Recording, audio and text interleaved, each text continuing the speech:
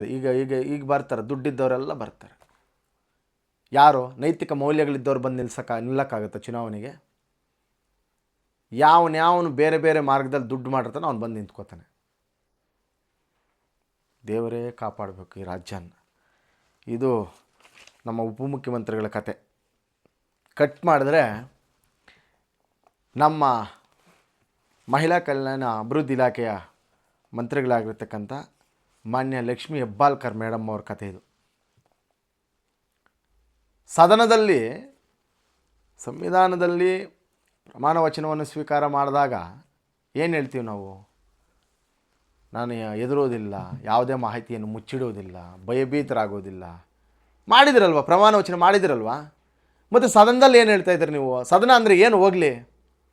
ಸದನ ಅಂದರೆ ಏನು ಗೊತ್ತಿಲ್ತಿರ್ತಕ್ಕಂಥವರು 100ಕ್ಕೆ ಅರ್ಧಕ್ಕರ್ಧ ಜನ ಇವತ್ತು ಸದನಕ್ಕೆ ಹೋಗ್ತಾಯಿದ್ದಾರೆ. ಗೊತ್ತಿಲ್ಲ ಅವ್ರಿಗೆ ಸದನ ಅಂದರೆ ಏನು ಅಂತ. ಮನೆ ಥರ ಇಲ್ಲ ಒಂದು ಹೋಟ್ಲ್ ಥರ, ಅದು ಬೇಕಾಬಿಟ್ಟು ಮಾತಾಡ್ತೀವಿ ಹೊರಗಡೆ ಹಂಗೆ ಅಂತ. ಯಾರೋ ರಸ್ತೆಯಲ್ಲಿ ಹೋಗೋರು ಮಾತಾಡಿದ್ರೆ ಲೆಕ್ಕಕ್ಕಿಲ್ಲ ಮೇಡಮಲ್ಲಿ. ಏನಾಗುತ್ತೆ?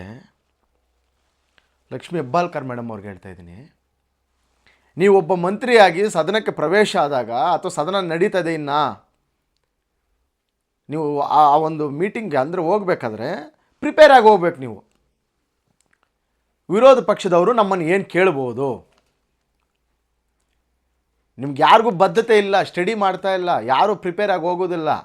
ಹೋಗಬೇಕು, ಹೋಗ್ತೀರಾ. ಸದನ ಒಂದಿದೆ, ನಾನು ಮಂತ್ರಿ ಕರೆದವರೇ ಹೋಗ್ತೀರಾ. ಈ ಥರ ಮದುವೆಗೆ ಹೋದಂಗೆ. ಮದುವೆಯಲ್ಲಿ ಏನು ಕೇಳಲ್ಲ, ಬರೀ ತಿನ್ಬಿಟ್ಟು ಬರೋದಷ್ಟೇ.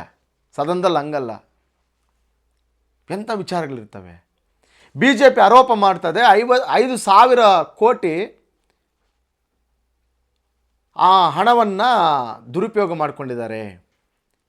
2 ಕಂತುಗಳನ್ನು ಜನಕ್ಕೆ ಕೊಟ್ಟಿಲ್ಲ, ಮಹಿಳೆಯರಿಗೆ ಶಕ್ತಿ ಕೊಟ್ಟಿಲ್ಲ, 2 ಕಂತು ಪಾವತಿ ಮಾಡಿಲ್ಲ ಅಂತ ಏನು BJP ಆರೋಪ. ಕಾಂಗ್ರೆಸ್ ಆರೋಪ ಏನು? ನಾವು ಇಲ್ಲಿ ತನಕ ಕೊಟ್ಟಿದ್ದೀವಿ, ಯಾವುದು ಪೆಂಡಿಂಗೇ ಇಲ್ಲ. ನಿಜ ಆಗಿದ್ದರೆ ನೀವು ದಾಖಲೆಗಳ ಮೂಲಕ ಬಿಡುಗಡೆ ಮಾಡ್ಬೋದಾಗಿತ್ತು ಅವ್ರಿಗೆ. ನೋಡಿ, ಈ ಡೇಟಿಂದ ಈ ಡೇಟ್ಗೆ ನಾವು ಕೊಟ್ಟಿದ್ದೀವಿ, ಯಾವುದು ಪೆಂಡಿಂಗ್ ಇಲ್ಲ, ಕೊಡ್ಬೋದಾಗಿತ್ತಲ್ಲ. ನೀವು ರೆಡಿ ಆಗಬೇಕು, ಪ್ರಿಪೇರ್ ಆಗಿರ್ಬೇಕು. ಹೋಗಲಿ, ನೀವು 5,000 ಕೋಟಿ ಮುಚ್ಚಿಟ್ಟಿದ್ದೀರಾ, ಕೊಟ್ಟಿಲ್ಲ 2 ತಿಂಗಳದು ಅಂತ ಇಟ್ಕೊಳ್ಳಿ, ಆಯಿತು. ನಿಮ್ಗೆ ಗೊತ್ತಿದೆ, ನಿಮ್ಮ ಆತ್ಮಸಾಕ್ಷಿಗೆ ಗೊತ್ತಿದೆ ನಾವು ಕೊಟ್ಟಿಲ್ಲ ಅಂತ. ಅದನ್ನು ಮುಚ್ಚಿಡ್ಬೇಕಾದ್ರೆ ಏನು ಮಾಡಬೇಕು? ಪ್ರಿಪೇರ್ ಆಗಬೇಕಲ್ವಾ? BJP ಅವ್ರು ಒಂದು ವೇಳೆ ಕೇಳಿದ್ರು, ನಾವು ಏನು ಹೇಳಬೇಕು? ಆಯ್ತು, ಅವರೇನೋ ನಿದ್ದೆ ಮಾಡ್ತಾಯಿದ್ದಾರೆ ವಿರೋಧ ಪಕ್ಷದವ್ರು ಅಂತ ಇಟ್ಕೊಳ್ರಿ, ಅವ್ರಿಗೆ ಗೊತ್ತಿಲ್ಲ, ಓಕೆ, ನಿಮ್ಮ ಪ್ಲಸ್ಸು. ಎಚ್ಚೆತ್ಕೊಂಡಿದ್ರೆ ಅವಾಗ ಕೇಳ್ತಾರೆ 5,000 ಕೋಟಿ ಎಲ್ಲಿ ಅಂತ. ಆವಾಗ ನೀವು ಏನು ಹೇಳಬೇಕಾಯ್ತು? Plan B ಇರಬೇಕಲ್ವಾ? ಏನು ನಿಮ್ಮ ಪ್ಲ್ಯಾನ್ B? ಕ್ಷಮಾಪಣೆ. ಆಧಾರಗಳಿಲ್ಲ, ಕ್ಷಮೆ, ತಪ್ಪಾಗಿದೆ, ನಾನು ಬಗ್ಗು ನೋಡಿದೆ, ಇವಾಗ ಗೊತ್ತಾಯಿತು, ದಾಖಲೆಗಳನ್ನು ನಾನು ಇಲ್ಲಿ ತನಕ ನೋಡಿಲ್ಲ, ಇವಾಗ ನೋಡಿದೆ, ಇವಾಗ ಗೊತ್ತಾಯಿತು. 2 ತಿಂಗಳ ಹಣ ಸಂದಾಯ ಆಗಿಲ್ಲ, ಸ್ವಲ್ಪ ಏನೋ ಪ್ರಾಬ್ಲಮ್ ಆಗಿದೆ. ಏನಾಗಿದೆ? ಹೈವೇ ರೋಡಲ್ಲಿ ಸ್ಟ್ರಕ್ ಆಗಿದೆ ಅಮೌಂಟ್. ಅದು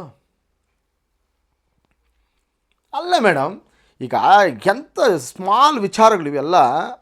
ಕೊಟ್ಟಿದ್ದೀರಾ ಇಲ್ವಾ? ಅವರು 2 ಪ್ರಶ್ನೆ ಕೇಳಿದ್ದು BJP ಅವರು. ವಿರೋಧ ಪಕ್ಷದವರು 2 ಪ್ರಶ್ನೆ. ಒಂದು, ಕೊಟ್ಟಿದ್ದೀರಾ ಇಲ್ವಾ? 2. ನೀವೇನು ಆನ್ಸರ್ ಮಾಡಬೇಕು? ಕೊಟ್ಟಿದ್ದೀನಿ. ಮತ್ತು ಎಲ್ಲಿ ಕೊಟ್ಟಿದ್ದೀರಾ? ಮತ್ತು ವಿಚಾರಣೆ ಆದಾಗ ಇಲ್ಲ, ಅದು ನಾನು ಅಬ್ಸರ್ವ್ ಮಾಡಿಲ್ಲ. ಯಾರು ಹೇಳ್ತಾ ಇದ್ದೀರಾ? ರಸ್ತೆಯಲ್ಲಿ ಹೋಗೋರು ಹೇಳ್ತಾ ಇದ್ದೀರಾ? ಅವ್ರು ಮಾತಾಡೋದು ಬೇರೆ, ಹೊರಗಡೆ ಅವರು ಹೇಳ್ಬೇಕು ಈ ಥರದ್ದು ಮಾತುಗಳು, ನೀವು ಹೇಳಬಾರ್ದು. ಸದನಕ್ಕೆ ತುಂಬ ಗಾಂಭೀರ್ಯತೆ ಇದೆ, ಅದನ್ನು ಅರ್ಥಕೊಂಡು ಹೋಗೋರು ರಾಜಕೀಯ ಮಾಡಬೇಕು. ಇಲ್ಲ, ಬೇರೆ ಕೆಲಸಗಳಿದ್ದಾವೆ. ಸುಮ್ಮನೆ ನಮ್ಮ ವಿಧಾನಸೌಧದಲ್ಲಿ ಆ ಥರ ನಮ್ಗೆ ಕರ್ಮ ಏನು ಮಾಡೋಕ್ಕಾಗಲ್ಲ. ಪದೇ ಪದೇ ಇಂಥವರೇ ಬರ್ತಾರೆ, ಬೇಜಾನ್ ಜನ ಬರ್ತಾರೆ. ವರ್ಕ್ ಇಲ್ಲ, ಹಾರ್ಡ್ ವರ್ಕ್ ಮಾಡಲ್ಲ ಯಾರು. ಎಂತೆಂಥ ಆಫೀಸರ್ಸ್ ಇರ್ತಾರೆ ನಿಮ್ಮ ಜೊತೆ, IAS ಆಫೀಸರ್ಸ್ ಎಲ್ಲ ಡಿಪಾರ್ಟ್ಮೆಂಟ್ಗೂ ಕೊಟ್ಟಿರ್ತಾರೆ. ನೀವೇನೋ ಓದಿರಲ್ಲ, ಅಥವಾ ನಿಮ್ಗೆ ಗೊತ್ತೂ ಇಲ್ಲ, ಅದ್ರ ಮೇಲೆ ಬದ್ಧತೆ ಇಲ್ಲ ಅಂತ ಇಟ್ಕೊಳ್ಳಿ.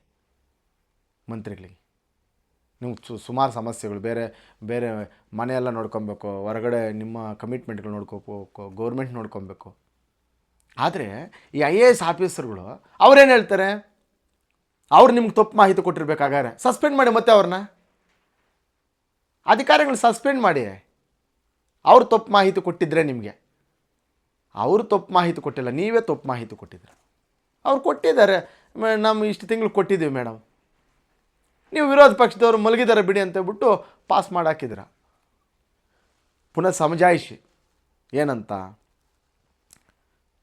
ಸುಳ್ಳು ಮಾಹಿತಿ ಕೊಟ್ಟಿದ್ದಲ್ದೇ ಮಹಾರಾಷ್ಟ್ರದಲ್ಲಿ ನಿಮ್ಮ ಸರ್ಕಾರ ಏನು ಮಾಡಿದೆ, ಇನ್ನೊಂದು ರಾಜ್ಯದಲ್ಲಿ ನಿಮ್ಮ ಸರ್ಕಾರ ಏನು ಮಾಡಿದೆ, ಬೇರೆ ಬೇರೆ ಸ್ಟೇಟಲ್ಲಿ ಸರ್ಕಾರ ಏನು ಮಾಡಿದೆ, ಈ ಥರನಾ? ಮಹಾರಾಷ್ಟ್ರದ ಬಗ್ಗೆ ಮಾತಾಡಲಿಕ್ಕೆ ನಿಮ್ಮನ್ನು ಕರ್ನಾಟಕ ಸದನಕ್ಕೆ ಕಳಿಸ್ತಾರಾ?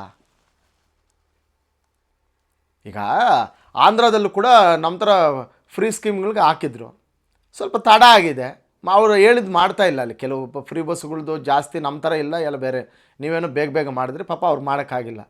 ಆದರೆ ಅಲ್ಲಿ ಅಭಿವೃದ್ಧಿ ಆಗ್ತಾಯಿದೆ, ದಿಢೀರಂತ ರಸ್ತೆಗಳಾಗುತ್ತೆ, ದಿಢೀರಂತ ಇನ್ನೊಂದು ಆಗುತ್ತೆ, ಭಾರಿ ಅಭಿವೃದ್ಧಿ ಮೂಮೆಂಟಲ್ಲಿ ಹೋಗ್ತಾ ಇದೆ ಆಂಧ್ರ ಪ್ರದೇಶ. ನಮ್ಮದೇನಾಗಿದೆ, ಫ್ರೀಗಳು ಕೊಟ್ಟಿದ್ದೀರ, ಸುಳ್ಳು ಹೇಳ್ತೀರ. ಯೋಚನೆ ಮಾಡಬೇಕಿದ್ದಾನೆಲ್ಲ ನೀವು. ದಯವಿಟ್ಟು ಹಿಂಗಲ್ಲ, ಮಂತ್ರಿಗಳು ಹಿಂಗಲ್ಲ ಇರಬೇಕಾಗಿದ್ದು. ಮತ್ತು ಅವ್ರ ಮೇಲೇ ಯುದ್ಧಕ್ಕೆ, ಅದು ಯಾರೋ ಈ ಸ್ಟೇಷನಲ್ಲಿ ಕೆಲವು ನಡೀತಾವೆ, ಕೆಲವು ಪೊಲೀಸ್ ಸ್ಟೇಷನಲ್ಲಿ ಇವರೇ ಹೊಡೆದು ಇವರೇ ಕಂಪ್ಲೇಂಟ್ ಇಕ್ತಾರೆ ಅವ್ರ ಮೇಲೆ, ಓಡಿಸ್ಕೊಂಡು ಅವ್ರ ಮೇಲೆ. ನಿಮ್ಮದು ಹಂಗೆ ಐತೆ. ಇವತ್ತು ವಿಧಾನಸಭಾ ಚರ್ಚೆಯಲ್ಲಿ ನೋಡಿದಾಗ ನೀವೇ ಸುಳ್ಳು ಮಾಹಿತಿ ಕೊಟ್ಟು ಪುನಃ ನೀವೇ ಅವ್ರ ಮೇಲೆ ಫೈರು. ಮೈ ಮೇಲೆ ಎಳ್ಕೊಂಬಾರ್ದು ಅಂತ ಸುಮ್ಮನಿದ್ದೀನಿ. ಏನು ಎಳ್ಕೊಬೇಕು, ಮಹಾರಾಷ್ಟ್ರನ ಎಳ್ಕೊಬೇಕಾ ಮೈ ಮೇಲೆ? ಮಹಾರಾಷ್ಟ್ರಕ್ಕೂ ಕರ್ನಾಟಕದ 5,000 ಕೋಟಿಗೆ ಸಂಬಂಧ ಇದೆಯಾ? ನಮ್ಮ ಸರ್ಕಾರ ಇವರಿದ್ದಾರೆ ಅಲ್ಲಿದ್ದು ವಿರೋಧ ಪಕ್ಷ ಕೇಳುತ್ತೆ, ಅಲ್ಲೂ ನಿಮ್ಮ ಕಾಂಗ್ರೆಸ್ ಇದೆಯಲ್ಲ, ನೀವು ಅಲ್ಲಿಗೋಗ್ಬೇಕಾ, ಶಿಫ್ಟ್ ಆಗಬೇಕಾಯ್ತು ಮೇಡಮ್, ಅಲ್ಲಿಂದ ಬೆಳಗಾವಿಯಿಂದ ಹಂಗೆ ಶಿಫ್ಟ್ ಆಗಬೇಕಾಯ್ತು ಆ ಸದನಕ್ಕೆ, ಮಹಾರಾಷ್ಟ್ರ ಸದನಕ್ಕೆ. ದೇವರೇ ಕಾಪಾಡಬೇಕು ಕರ್ನಾಟಕನ. ಇಲ್ಲಿಗೆ ಮುಕ್ತಾಯ ಮಾಡ್ತಾಯಿದ್ದೀನಿ ಇವತ್ತಿನ ವಿಚಾರನ.